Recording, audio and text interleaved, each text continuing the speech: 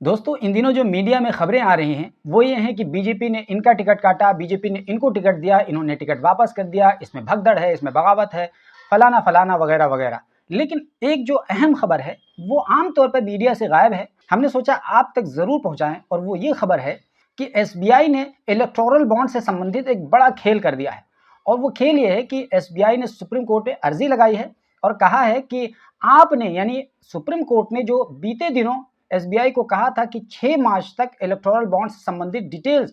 Election commission को सौंपे, वो 6 मार्च तक हम नहीं दे पाएंगे। एक काम करिए, आप हमें 30 जून सन 2024 तक का समय दे दीजिए, हम 5 महीने में वो डिटेल्स सौंपेंगे इलेक्शन कमीशन ऑफ इंडिया को। यहां आपकी जानकारी के लिए बता दें कि इलेक्टोरल बॉन्ड से संबंधित सुप्रीम कोर्ट का बीते 15 फरवरी को फैसला आया था और उस फैसले में सुप्रीम कोर्ट ने स्पष्ट निर्देश दिया था एसबीआई को और कहा था कि आप 6 मार्च तक जितने भी इलेक्टोरल बॉन्ड्स की डिटेल्स है, यानी किस किस ने चंदा दिया, कितने इलेक्टोरल बॉन्ड्स कैश हुए, कितने बचे हुए हैं, वो तमाम तरह की डिटेल्स आप 6 मार्च को इलेक्शन कमीशन ऑफ इंडिया को सौंपिए और इलेक्शन कमीशन ऑफ इंडिया आइंदा 13 मार्च को अपनी वेबसाइट पर वो तमाम डिटेल्स जो कि एसबीआई द्वारा प्रोवाइड की गई हैं वो प्रकाशित करेगा। इस तरह का फैसला सुप्रीम कोर्ट ने बीते 15 फरवरी को दिया था और उसी फैसले के आधार पर एसबीआई को 6 मार्च को ये तमाम डिटेल्स इलेक्शन कमीशन को देना था। तो एसबीआई ने ये कहा है कि हम 6 मार्च को नहीं दे पाएंगे, हमारे पास बहुत कम समय है, आप हमें 5 महीने का समय दे दीजिए, यानी 30 जून सन 2024 तक का समय दे दीजिए। अगर दूसरी भाषा में कहें तो चुनाव के बाद का समय दे दीजिए, चुनाव से पहले ये तमाम चीजें हम नहीं दे पाएंगे।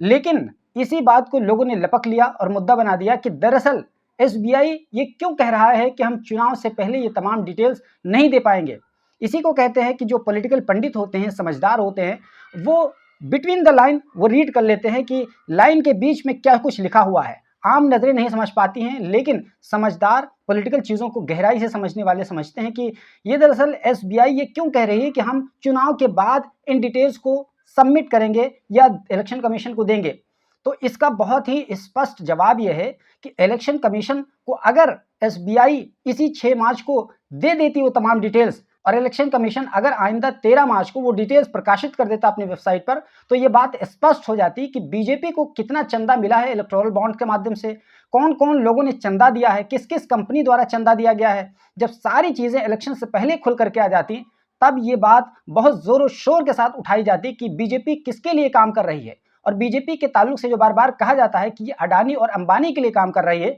तो इसमें नाम खुल करके सामने आ जाता कि अडानी की कंपनी ने, अंबानी की कंपनी ने बीजेपी को कितना चंदा दिया है। जब ये बात सामने आ जाती तो बीजेपी के लिए बहुत बड़ी मुसीबत थी। इसीलिए एसबीआई ने ये कह दिया है कि आप हमें 5 महीने का समय दे दीजिए, इस बीच इलेक्शन गुजर जाएगा और फिर हम 30 जून 2024 को तमाम details election commission of India को सौंप दे देंगे। लेकिन जाहिर सी बात है, ये बात तो सुप्रीम कोर्ट को भी पता है कि एसबीआई आखिर इतना ज़्यादा समय क्यों मांग रहा है। ये बात सुप्रीम कोर्ट को भी पता है क्योंकि एसबीआई देश का सबसे बड़ा बैंक है और ख़ास बात है कि एसबीआई के पास सबसे ज़्यादा अकाउंट्स हैं। कहें तो 48 करोड़ अकाउंट्स हैं एसबीआई के पास। एसबीआई के पास 23,000 ब्रांचेज हैं, एसबीआई के पास 66,000 एटीएम्स हैं और एसबीआई के सारे ब्रांचेस फुल्ली कंप्यूटराइज हैं, पूरी तरीके से वेल इक्विप्ड हैं। उसके बावजूद एसबीआई सिर्फ और सिर्फ 22,217 इलेक्टोरल बॉन्ड से संबंधित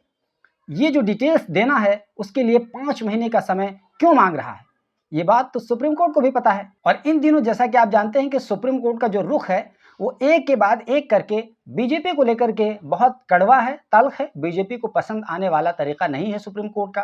क्योंकि जिस तरीके से इलेक्टोरल बॉन्ड पर पाबंदी लगाई और इससे पहले चंडीगढ़ मेयर को लेकर के सुप्रीम कोर्ट का जो फैसला सामने आया, बीजेपी के मेयर को बदल दिया गया सीधे सीधे। और इसके बाद अभी कल जो फैसला सामने आया उसमें यह था कि 1998 के वो जो इम्यूनिटीज़ हैं उनको एक तरीके से ख़त्म कर दिया गया 7 जजों की एक लार्जेस्ट बेंच द्वारा, जो कि इससे पहले तो 1998 में 5 जजों की बेंच द्वारा वो एक इम्यूनिटी फराहम की गई थी।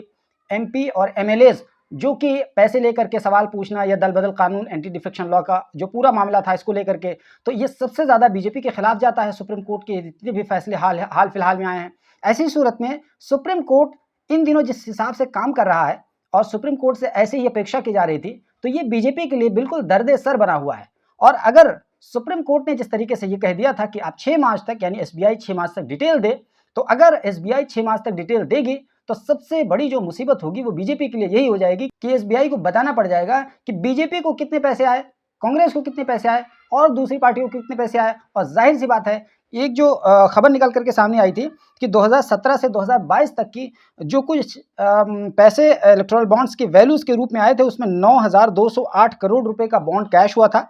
उनमें से खास बात यह है कि सबसे ज़्यादा पॉलिटिकल पार्टी जो मिला था पैसा वो बीजेपी थी, यानी 5,271 करोड़ रुपए बीजेपी को मिले थे। क्योंकि ये तो बहुत ही स्पष्ट है कि जो रूलिंग पार्टी होती है उसी को सबसे ज़्यादा पैसे मिलते हैं, क्योंकि जितने भी लोग होते हैं, बिजनेसमैन होते हैं, वो पॉलिटिकल पार्टी को चंदा इसीलिए देते हैं कि रिफंड में उनको कुछ मिलेगा। और जो हारी हुई पार्टी होती है, सत्ता में नहीं होती है, तो जाहिर है उनसे कुछ उम्मीद तो होती नहीं है। बस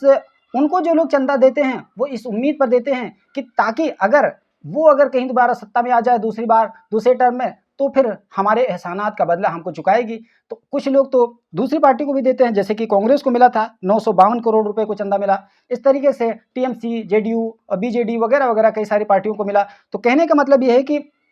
जो भारी अमाउंट में पैसा मिला है वो बीजेपी को मिला है, लेकिन किसने दिया है, नेम्स वगैरह वो डिटेल सामने नहीं आई थी। अब अगर सुप्रीम कोर्ट ने जैसा कि आदेश दिया था कि 6 मार्च को तमाम नेम्स वगैरह डिटेल्स सामने आ जाती नेम्स की, तो ये पता चल जाता कि अंबानी ने कितना दिया है, अडानी ने कितना दिया है और दूसरे लोगों ने कितना दिया है। और भी जो कंपनियां जो सरकार को नहीं देती हैं, फिर सरकार उन कंपनियों के पीछे तमाम चीज़ें छोड़ देती हैं, वो तमाम डिटेल्स और क्लियरिफिकेशन सामने आ जाता। तो इसी को बुनियाद बना करके एसबीआई पर शिकंजा कसने की कोशिश थी सुप्रीम कोर्ट की, लेकिन एसबीआई ने बहुत ही चतुराई के साथ सुप्रीम कोर्ट में अर्जी लगा करके ये कहा है कि आप हमें समय दे दीजिए 5 महीने का। लेकिन कांग्रेस पार्टी ने इसको लपक लिया और कहा कि एसबीआई एक पॉलिटिकल पार्टी के हाथों में खेल रहा है और अपनी प्रतिष्ठा और साख को बर्बाद कर रहा है। इसके अलावा देश का सबसे बड़ा बैंक सुप्रीम कोर्ट के आदेश का अवमानना कर रहा है, ऐसा कांग्रेस के प्रवक्ता सुप्रिया श्रीनेत ने कहा है। इसके अलावा उन्होंने ये भी कहा है कि ये डिटेल्स को छुपाने की कोशिश करना ये साफ तौर पर प्रधानमंत्री मोदी और बीजेपी के इशारे पर हो रहा है, ऐसा उन्होंने कहा है। तो ये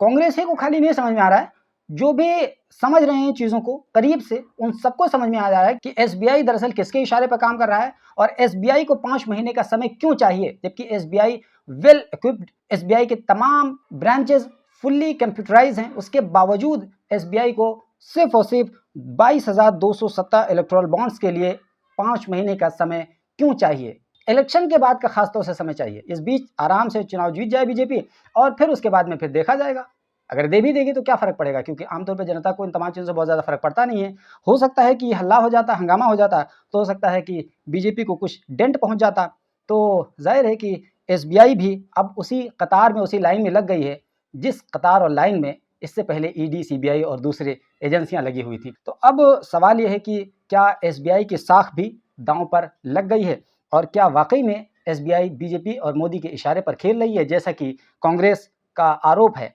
ये आप ज़रूर देखने वाले इस पर अपनी राय दें और हम अपने चैनल के माध्यम से जो भी बड़ी हैपनिंग होती है, बड़ी खबरें होती हैं, हम आप तक ज़रूर पहुंचाते रहते हैं। इसलिए आप हमारे चैनल को, अगर आपको लगता है सब्सक्राइब करना चाहिए, तो आप सब्सक्राइब कर लीजिए, क्योंकि आप अगर सब्सक्राइब करेंगे तो हम आपको वैल्यू प्रोवाइड करेंगे, ये हम आपसे वादा करते हैं।